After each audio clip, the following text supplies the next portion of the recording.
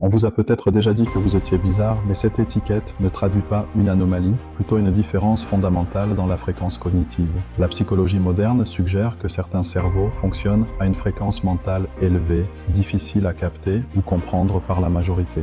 Cette divergence crée un décalage entre la perception sociale, jugée négativement comme étrangeté ou déviance, et la fonction adaptative, qui est en réalité une réponse optimisée aux exigences complexes du monde actuel.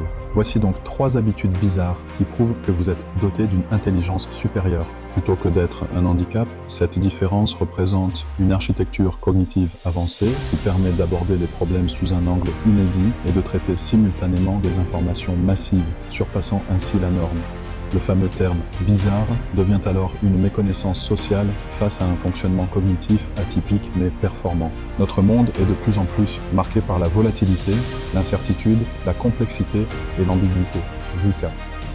Dans ce contexte, les cerveaux dits « bizarres » ne sont pas des anomalies, ils représentent plutôt des adaptations nécessaires et vitales. Face à une surcharge informationnelle et des scénarios imprévisibles, ces singularités permettent de naviguer efficacement dans le chaos. Ces traits atypiques deviennent les leviers d'une intelligence supérieure, bâtie pour résoudre des problèmes complexes et traiter des flux de données massifs.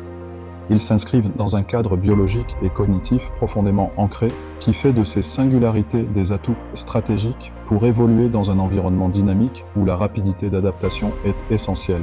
Souvent considéré comme signe de folie ou désorientation, le soliloque est en vérité un processus cognitif sophistiqué. En mobilisant la boucle phonologique, l'expression orale intérieure permet de décharger la mémoire de travail. Cette externalisation verbale interne agit comme un filtrage pour isoler les variables critiques du bruit cognitif ambiant. Ce processus aide aussi à la matérialisation des idées, fixer dans l'espace auditif des abstractions fugitives qui pourraient autrement être perdues.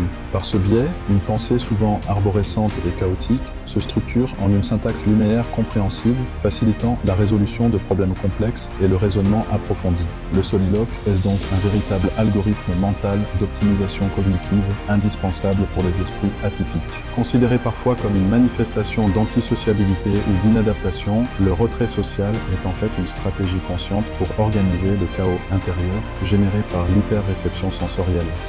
L'isolement choisi devient un laboratoire mental où la personne peut traiter profondément les données sans interférence extérieure. La solitude est donc indispensable à la consolidation synaptique et à une organisation cognitive optimale. Elle permet d'amortir le stress social et de synthétiser les informations de manière cohérente. Le but n'est pas d'échapper au monde, mais de préserver l'intégrité des processus mentaux afin de maximiser la performance intellectuelle dans des environnements complexes. Souvent perçu comme anxiété paralysante ou indécision, l'overthinking, la suranalyse, est en fait une façon de penser méthodique. Ce n'est pas de l'hésitation, mais une élaboration exhaustive des ramifications possibles, permettant d'anticiper et de prédire avec précision les structures à venir. Cette organisation multicouche confère une vision stratégique supérieure, propre aux intelligences atypiques, et un avantage inestimable face à la complexité du monde moderne. Cette hyper-analyse s'organise donc sur plusieurs niveaux. Un niveau prédictif simulant des scénarios futurs et évaluant les risques. Un niveau systémique qui scrute les corrélations et causalités des phénomènes. Un niveau scalaire qui identifie clairement faits et données brutes. Ces 3 comportements atypiques coïncident dans une architecture mentale optimisée. Le soliloque externe pour trier les idées, l'isolement choisi pour approfondir et sélectionner les données, et l'hyper-analyse pour anticiper et modéliser le futur. Ensemble, ils forment une fréquence cognitive élevée, un paradigme d'excellence atypique.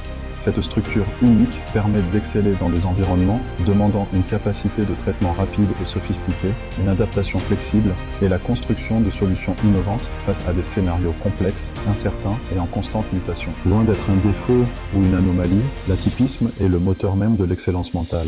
Plutôt que de chercher à s'aligner sur une norme perçue, il faut accepter, comprendre et optimiser cette fréquence personnelle bizarre. Ce mode de fonctionnement unique est une force, un super pouvoir, qui peut ouvrir des perspectives et des capacités bien au-delà du commun. En valorisant ces habitudes bizarres, on transforme une différence souvent stigmatisée en un avantage stratégique considérable. En conclusion, il ne faut pas chercher à être normal, mais à cultiver et amplifier ce fonctionnement atypique pour atteindre une intelligence supérieure et une excellence mentale durable. Si vous avez aimé cette vidéo, pensez à vous abonner et à mettre un like. À bientôt dans une prochaine vidéo.